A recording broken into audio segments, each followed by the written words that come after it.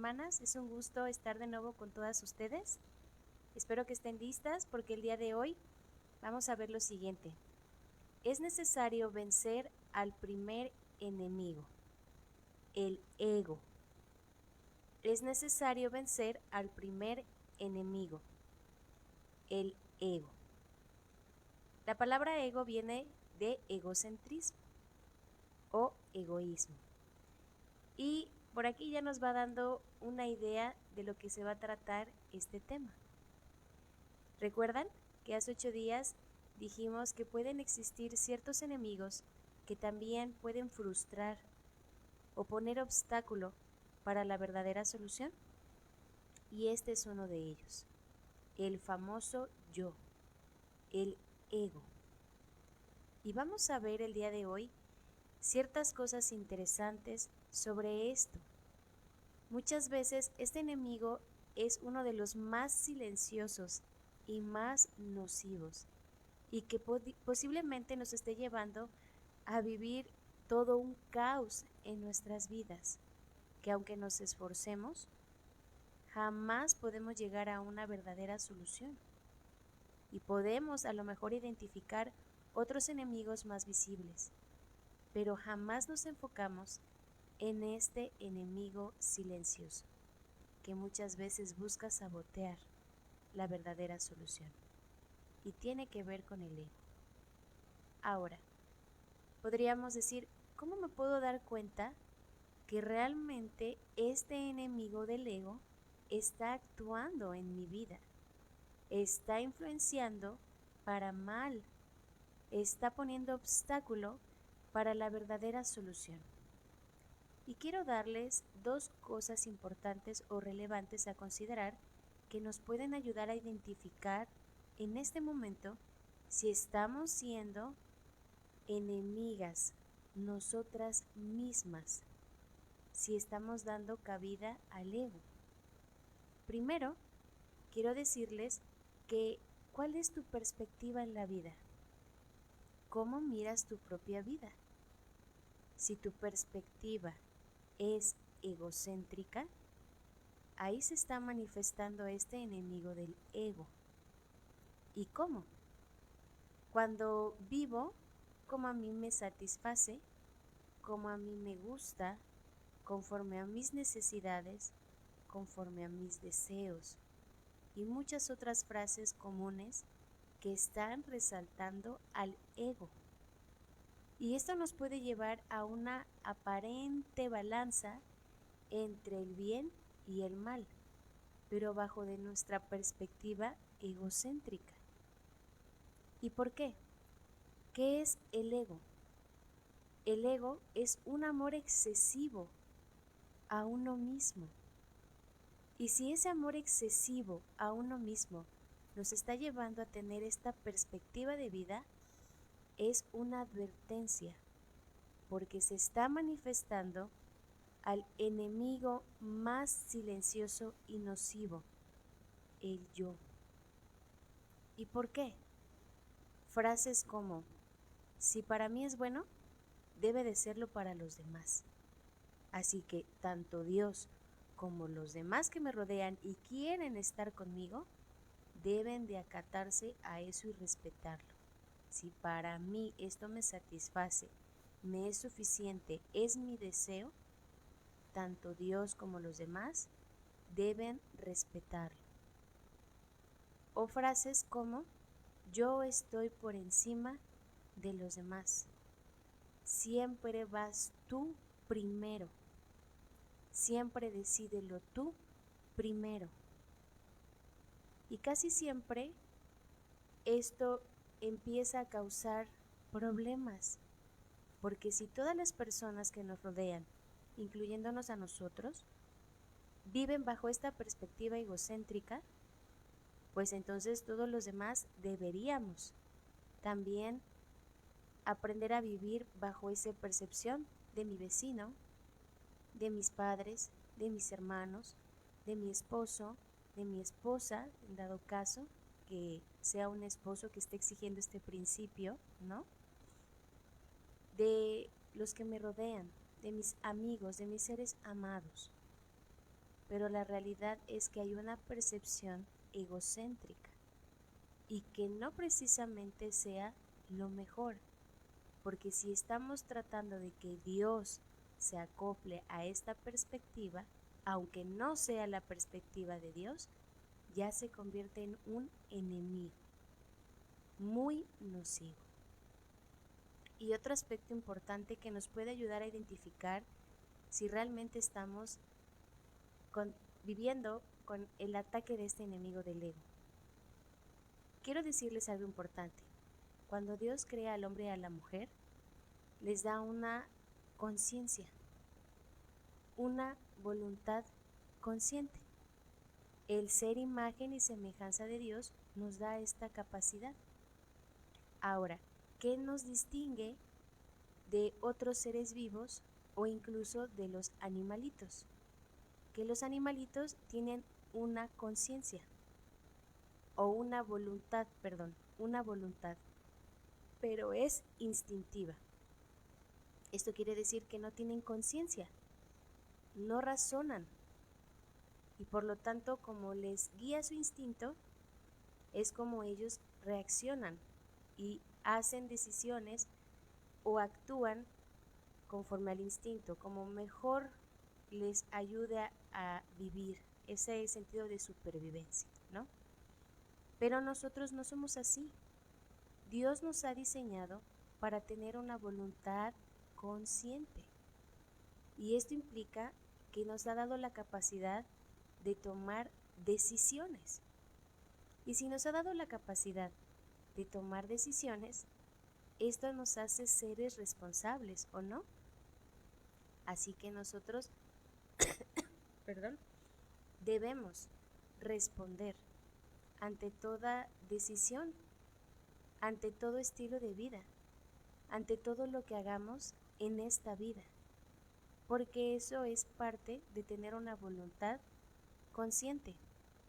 Si bien es cierto, muchas veces cuando ya estamos en un caos total, llegamos incluso a comportarnos como esos animalitos, ya no con una conciencia, sino con instintos que nos llevan al fracaso total. Entonces, tenemos que entender esto. Y vamos desde este primer principio, ¿no? Que no podemos seguir viviendo bajo el yo, bajo el ego. Nuestra vida ya no tiene que estar enfocado o enfocada a como nosotros queremos, como mejor nos gusta, porque entonces estamos dándole lugar a ese enemigo que nos va a destruir. ¿Y cómo lo sabemos? Porque la palabra de Dios usa un texto demasiado fuerte, pero que realmente nos abre los ojos, y me gustaría que lo leyéramos juntas. Lo voy a leer en este medio por si no tienes Biblia, pero puedes ahora tener acceso a los versículos y a los pasajes que se están dando por medio de cualquier dispositivo móvil, computadora, incluso en internet hay Biblias que pudieras descargar o aplicaciones. Eso te va a funcionar mucho para poder comprobar lo que estamos diciendo en estos estudios. Y este pasaje está en Jeremías. Jeremías capítulo 17, versículo del 9 al 10. Jeremías capítulo 17, versículo del 9 al 10. El libro de Jeremías está en el Antiguo Testamento. Dice así: engañoso es el corazón más que todas las cosas, y perverso, ¿quién lo conocerá?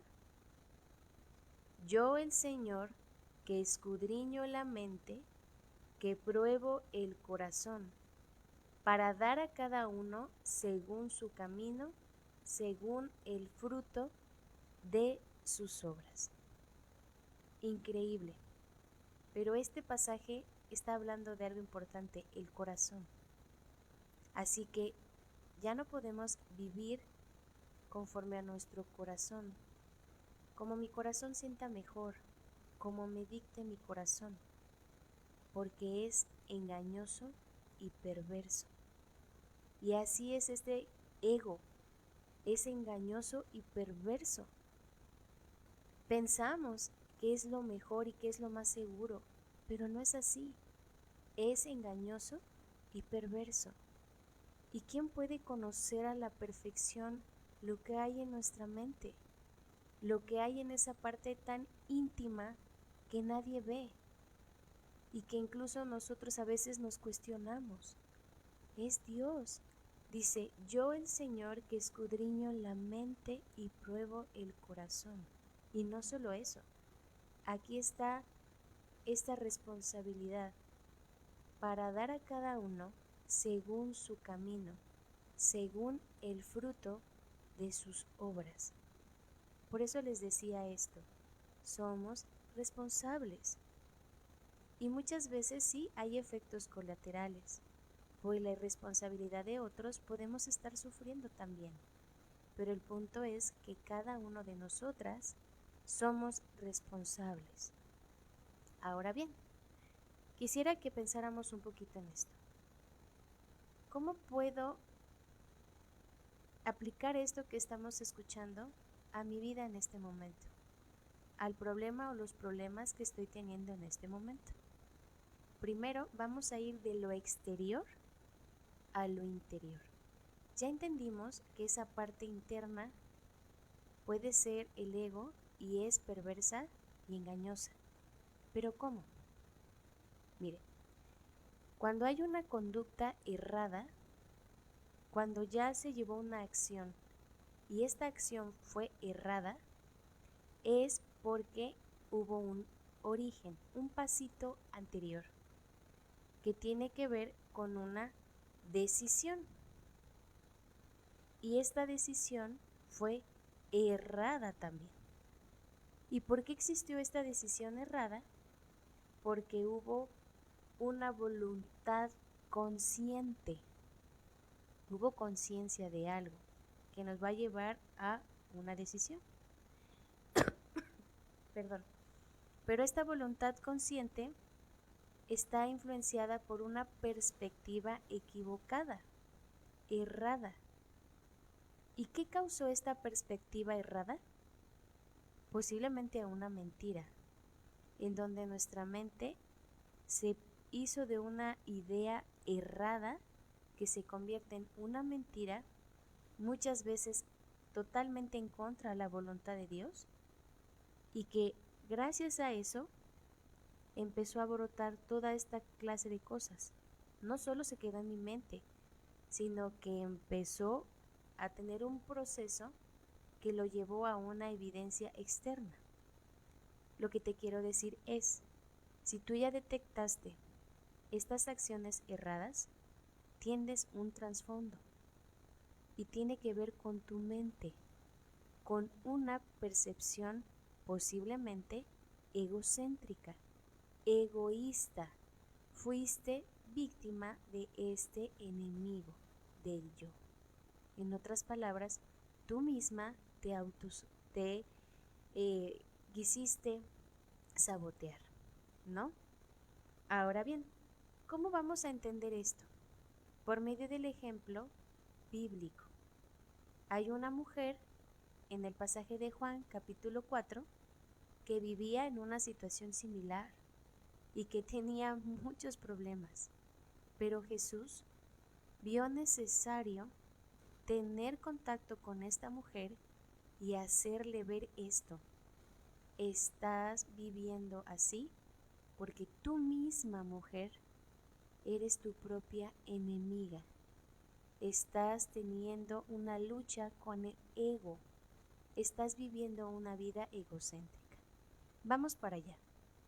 Esto está en el Evangelio de Juan, capítulo 4. Es una historia muy famosa, muy común, que tiene que ver con la historia de la mujer samaritana, y pueden leer toda esta historia desde el versículo 1 al versículo 30. Pero en esta tarde solo vamos a centrarnos en esos aspectos importantes que tienen que ver con el yo, cómo estaba afectándole esto a ella. Ahora, si me permiten, quisiera que, si están tomando nota, pusieran ahí la percepción equivocada de la mujer, y entre paréntesis, el ego. Cómo esta mujer tenía una percepción equivocada y su vida estaba centrada en ella misma, en sus deseos, placeres, satisfacciones, etc. E incluso se ponía muchas veces ella por encima de los demás. Y Jesús sabía lo que estaba pasando con esta mujer y ya no quería que ella siguiera viviendo así, sino que derrotara a este enemigo que la estaba llevando a problemas terribles. El pasaje que vamos a leer está en el capítulo 4 de Juan y solo voy a leer algunos versículos.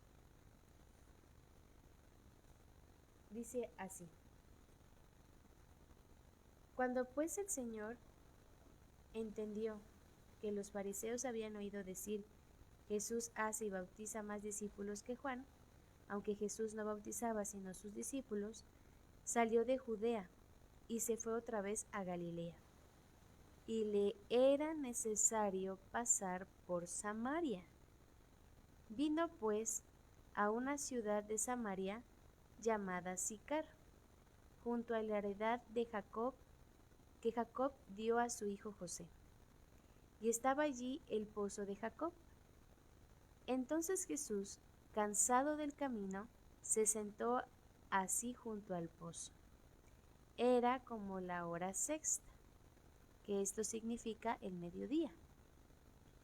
Vino una mujer de Samaria a sacar agua, y Jesús le dijo: Dame de beber. Pues sus discípulos habían ido a la ciudad a comprar de comer. La mujer samaritana le dijo: ¿Cómo tú, siendo judío, me pides a mí de beber, que soy mujer samaritana? Porque judíos y samaritanos no se tratan entre sí.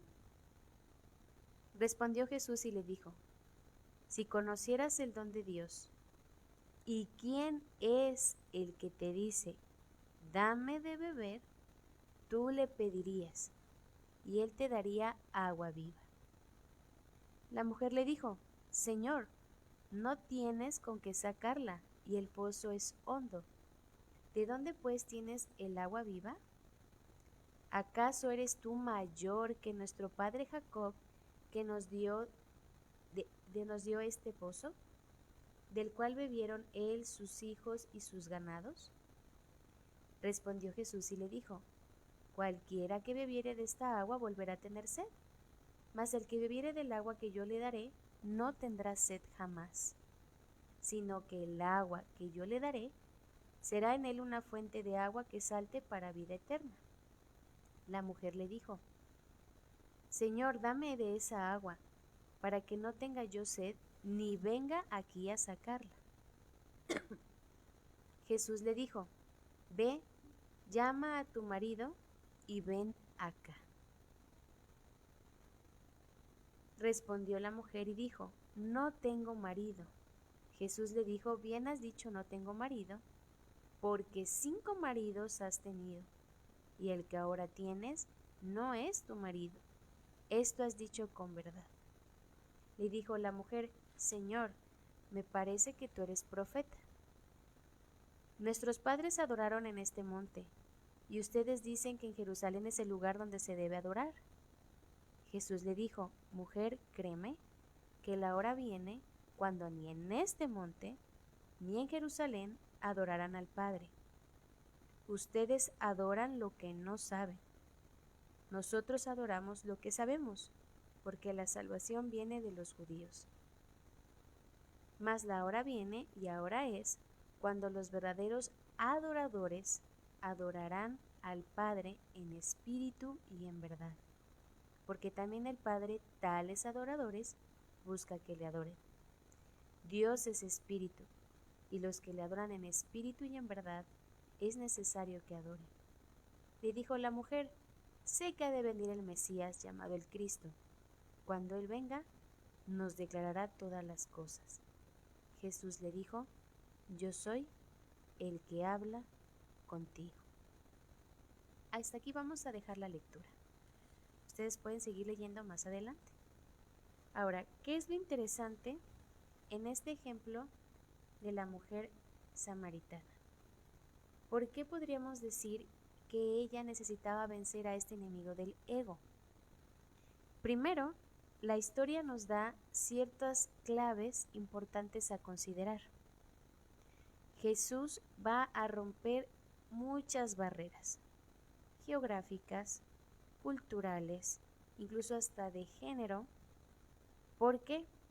Porque si se dan cuenta, la historia empieza a narrar que hay dos grupos, los samaritanos, los judíos, hay un monte importante, hay un pozo importante en Samaria, hay un personaje importante ahí que es Jacob, y que este personaje era muy importante para el Antiguo Testamento.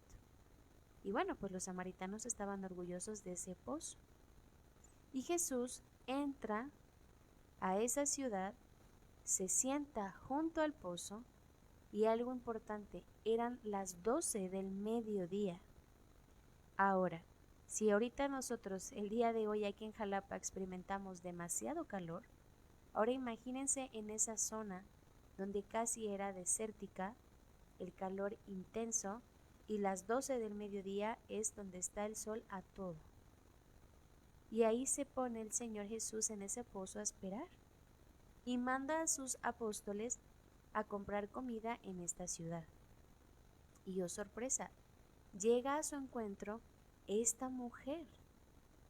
Ahora, en la cultura, las mujeres salían por el agua al pozo bien a un horario muy de mañana o muy tarde, cuando precisamente el sol no estuviera a todo su esplendor, porque era agobiante, agotador, y como ellas cargaban el cántaro o los cántaros llenos de agua, esto provocaba más todavía que se agotaran físicamente si lo hacían al mediodía.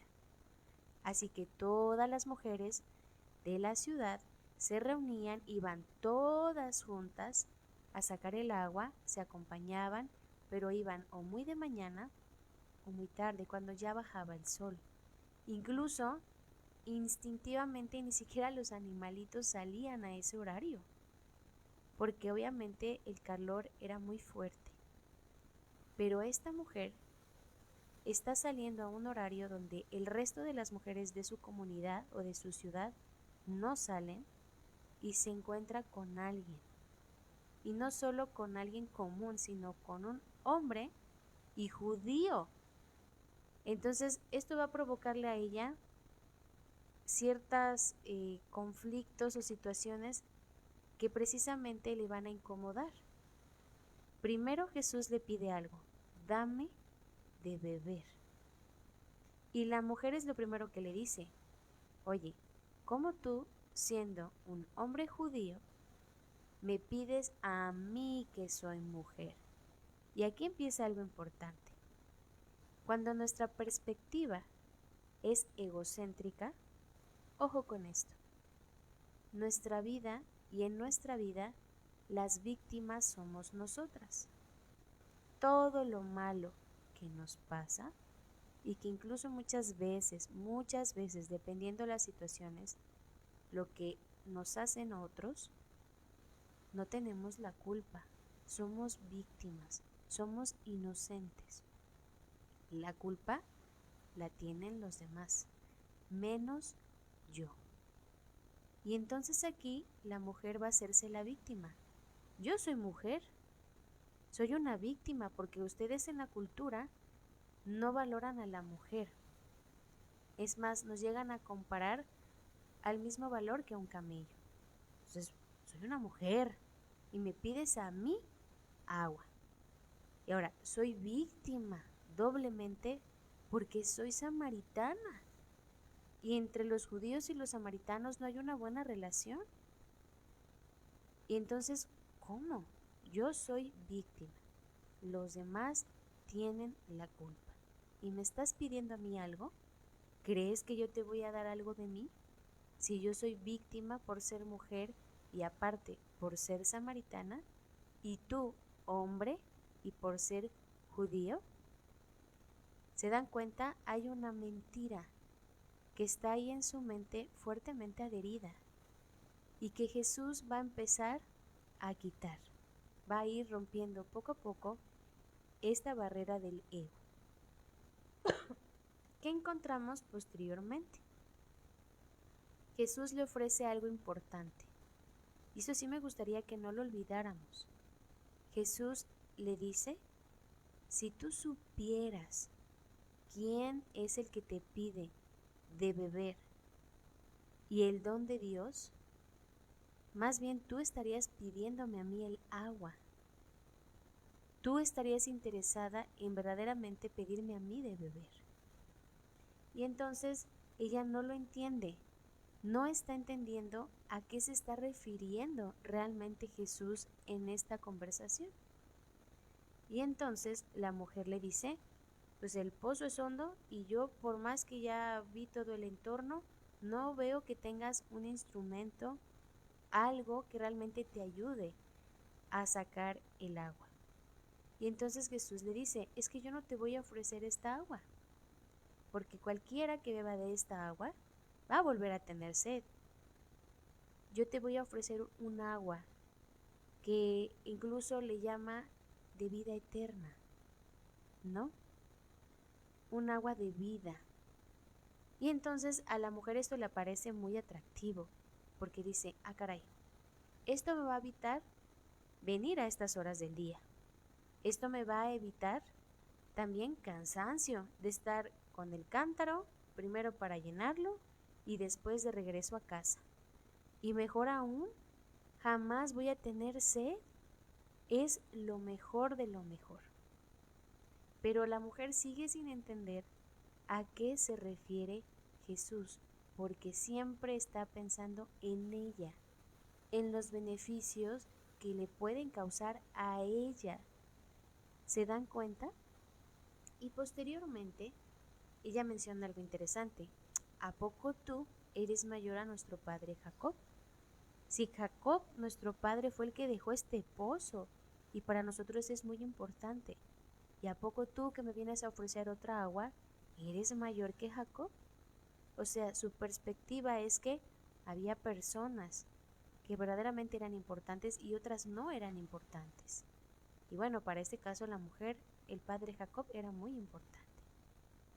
Y entonces, después de que Jesús sigue diciéndole, necesitas esta agua, porque no vas a volver a tener sed jamás, y usa esta expresión, sino que habrá una fuente incluso, no poquita, no un cántaro, sino una fuente de agua de vida. Ella le dice, dámela. Oye, sí la quiero, ¿no? O sea, esto va a ser para mí lo mejor. Y oh sorpresa, Jesús le dice algo importante. Ve y llama a tu marido y ven acá. Y la mujer muy presurosa le contesta, no tengo marido, así que ni solicites nada de mí, porque dámela. O sea, ya estoy aquí, dámela. Me la ofreciste, ahora me la das. Y Jesús le dice algo importante. Bien has dicho, no tengo marido, porque 5 maridos has tenido, y el que ahora tienes no es tu marido. Y aquí sigue esta perspectiva egocéntrica. No, es que yo soy víctima. Pues ya lo acabas de decir. Me parece incluso que eres profeta, le contestó. O sea, ya acabas de descubrir mi situación de vida real, ¿no? Pero yo soy víctima. Imagínate, el primer hombre me dejó, el segundo también, el tercero y el cuarto ni se diga.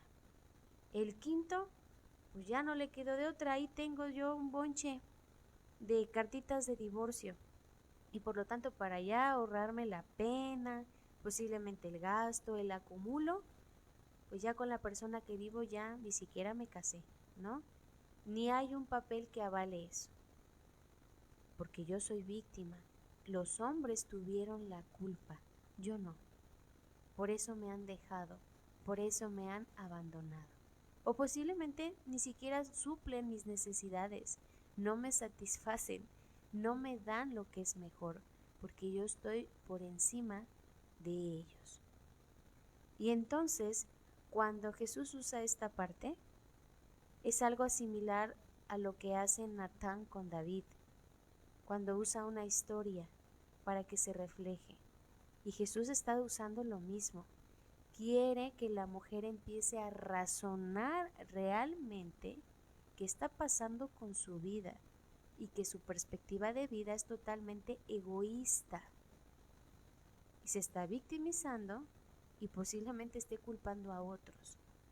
Pero ¿qué pasa? Esto es triste porque es real.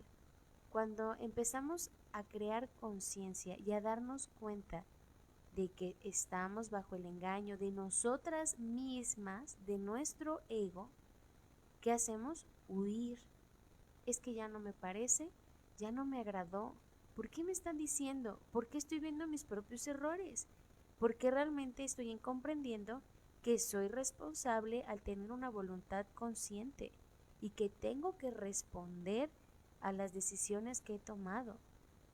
Entonces evadimos, damos la vuelta, no damos la cara, no queremos realmente solucionar, y esa es la realidad.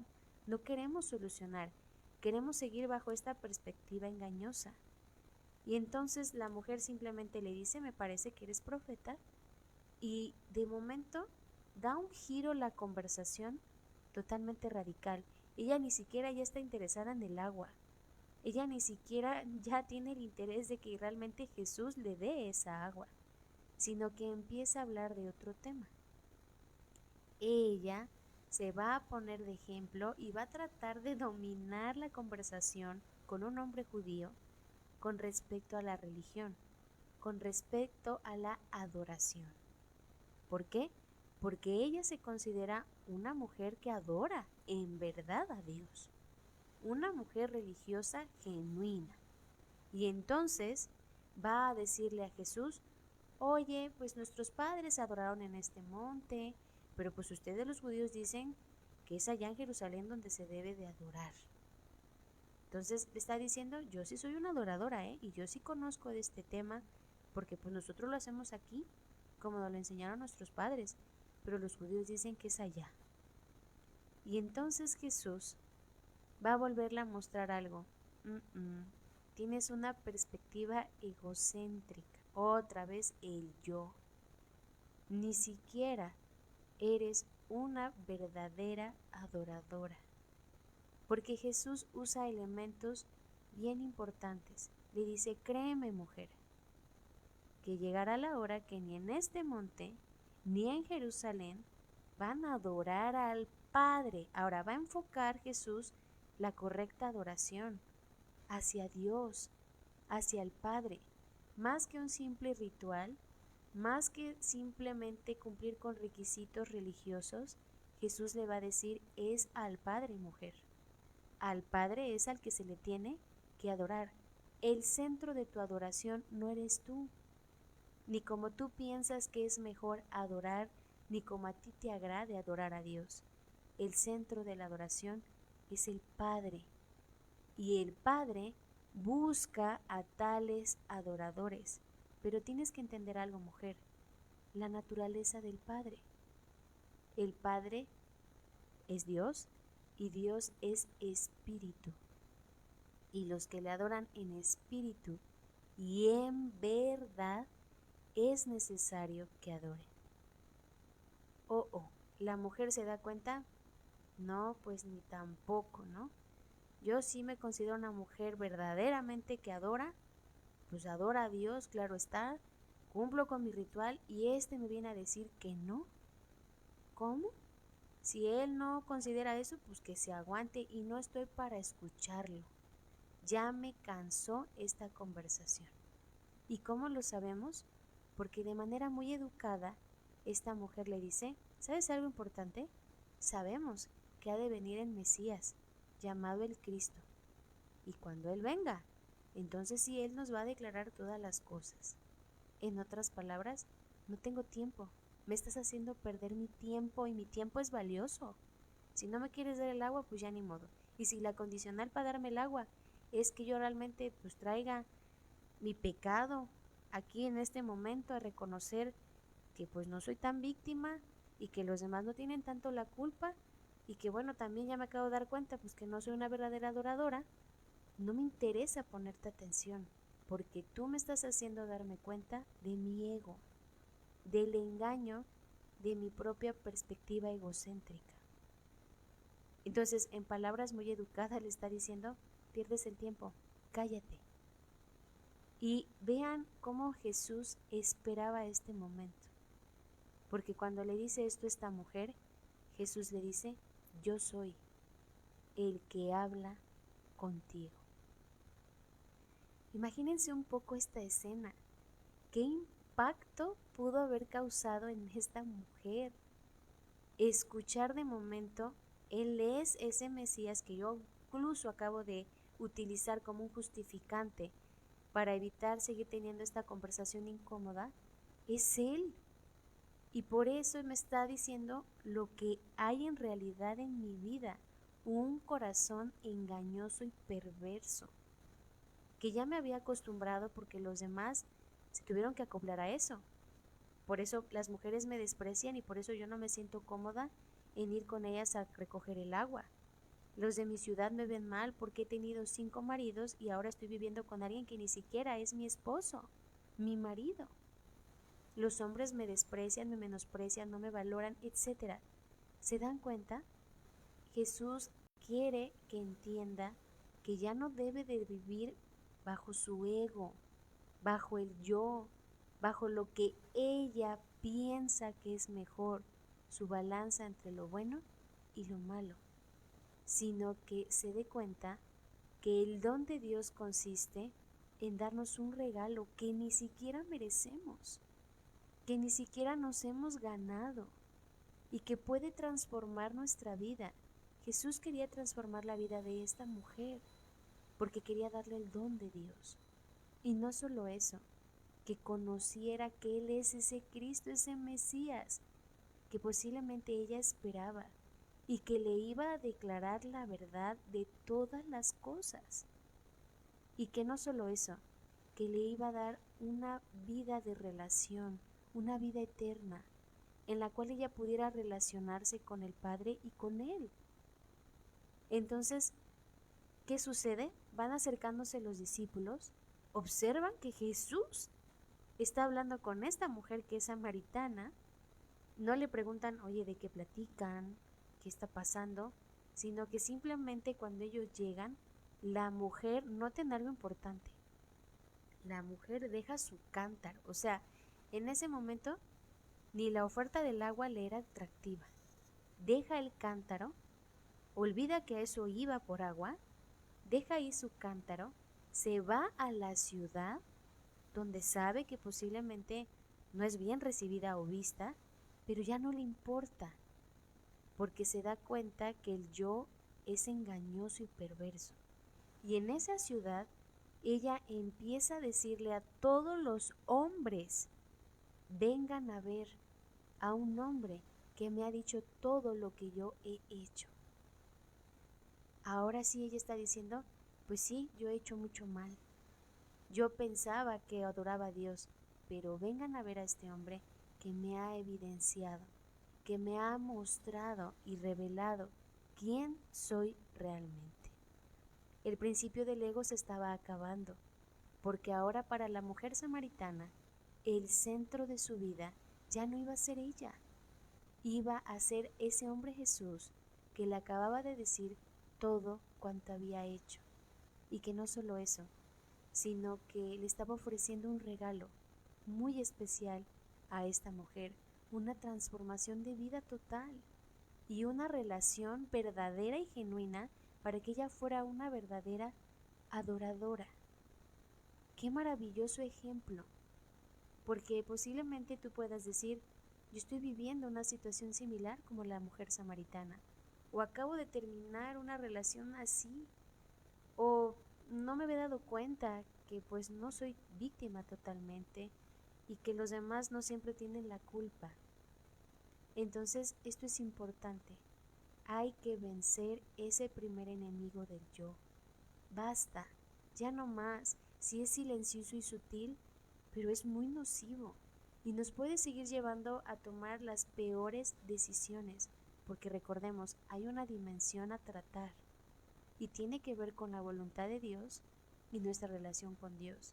Y sí, quiero decirles que muchas veces la voluntad de Dios no es ni siquiera nuestra propia voluntad y que no nos va a agradar y que vamos a diferir, pero el punto es, ya no vivas en el ego, en una vida centrada en ti.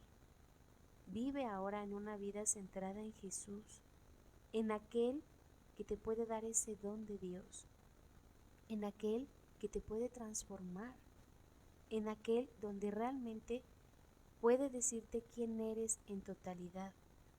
Y creo que eso es algo hermoso, porque es parte de poder comprender nuestros propios errores. Espero que este ejemplo nos haya servido. Ahora, ¿cuál era la verdad de todo esto? Que la mujer era muy valiosa, que para Dios la vida de esta mujer samaritana es muy valiosa, porque decidió enviar a Jesús a este mundo, a esa época, que Jesús tuviera el deseo y la necesidad de pasar en su ciudad y no esquivar como los otros judíos, que ni siquiera pasaban, ni siquiera entraban a Samaria cuando les tocaba de paso. Y aparte esperar Jesús a las 12 del día, en un horario no muy adecuado, en el pozo a la llegada de esta mujer. Así que era muy valiosa. El simple hecho de ser mujer no era malo, era muy valioso. Posteriormente, que Jesús quería relacionarse con ella aunque fuera samaritana. Para Dios no le importaba. A Dios no le importa si somos mexicanos o de otro país, si somos chaparritas, altas, no le importa. Para Él somos valiosos porque somos parte de su creación. Ahora, ¿qué quería mostrarle Jesús? Eres responsable, mujer. Los demás no tienen solo la responsabilidad, no todos tienen la culpa. Tú eres parte de esa culpa también y eres responsable y necesitas cambiar tu estilo de vida. Ya no puedes seguir evadiendo, no puedes seguir actuando bajo una voluntad instintiva. Tienes que hacerlo consciente, porque eres imagen y semejanza de Dios. Ahora, tú piensas que adoras a Dios, pero no es así, porque tú misma te has colocado en el lugar de Dios. Eres una falsa adoradora, y esto es una invitación.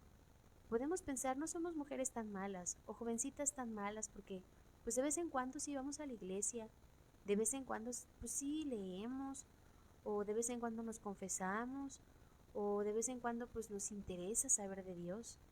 Pero eso no implica que realmente seamos verdaderas adoradoras. Eso no implica porque vayamos a una iglesia, si es que ya somos creyentes, y participemos activamente, seamos verdaderas adoradoras. Jesús nos quiere hacer verdaderas adoradoras, pero no bajo nuestro ego, sino bajo lo que Dios desea, que sea Dios el centro de nuestra adoración. Y otra cosa importante, desea cambiar nuestra vida para poder dar testimonio a los demás. Esta mujer se fue hacia los hombres y después hacia toda la comunidad entera. Y dice el pasaje que muchos creyeron por la palabra de ella. Noten, posiblemente para los demás ella era una mujer mala, inmoral, pero en ese momento a ella le estaba importando más que los demás también sufrieran esa transformación de su vida. Y después no solo creyeron por la palabra de ella, creyeron por las mismas palabras de Jesús, que se queda en ese lugar más tiempo a compartir la verdad. Vean cómo por medio de una mujer, esta comunidad de Samaria, Sicar, llegó a creer en Jesús y salvar su vida. Y tú puedes ser utilizada así. Ya no te desvalores, no pienses que todo está tan mal en ti, que Dios no se interesa por ti. Al contrario, Dios se interesa por ti, quiere cambiarte y quiere usarte. Que tu vida sea una luz y esperanza para los demás, que tu vida sea un ejemplo del poder de Dios para transformarte, de que realmente puedes recibir este regalo de la transformación. Pero lo importante es destruye, juntas, ver la necesidad de vencer a este primer enemigo, el yo. Que este sea tu reto y mi reto, el día de hoy, el resto de la semana, el resto del año. Ponernos a cuentas y ver todo lo hecho mal, bajo mi propio principio. Pero es la oportunidad de cambiar, hay esperanza.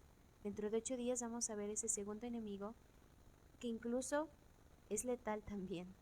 Y cómo, pues sí, pensamos y tenemos a lo mejor presente, pero no entendemos la intención que tiene este segundo enemigo en dañarnos. Que tengan bonita tarde y cualquier cosa estamos para servirles. Por ahí en estos medios vamos a estar mandando los apuntes para que vayan teniendo un repaso. Es necesario repasar también estos versículos claves, que se los aprendan para poder ir dando verdadera solución a los aspectos y problemas que tenemos en nuestra vida. Dios les bendiga.